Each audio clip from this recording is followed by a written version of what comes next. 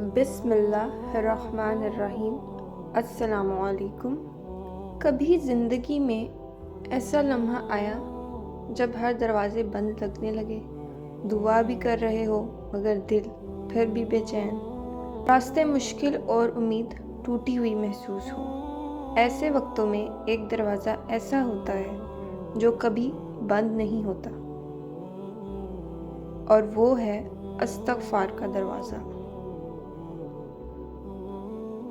استغفار یہ صرف ایک لفظ نہیں، یہ دل سے نکلی ہوئی ایک صدا ہے جو سیدھی عرش تک پہنچتی ہے۔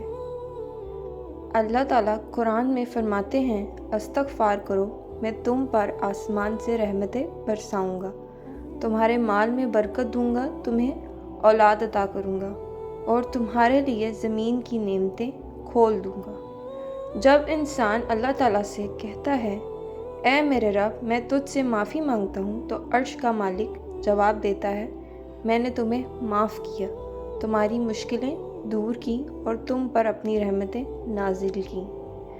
رسول اللہ صلی اللہ علیہ وآلہ وسلم نے فرمایا، اللہ کو سب سے محبوب بندہ وہ ہے جو بہت زیادہ توبہ کرنے والا ہو۔ حضرت ابو ہریرہ رضی اللہ عنہ سے روایت ہے، میں روزانہ 70 مرتبہ سے زیادہ استغفار کرتا ہوں۔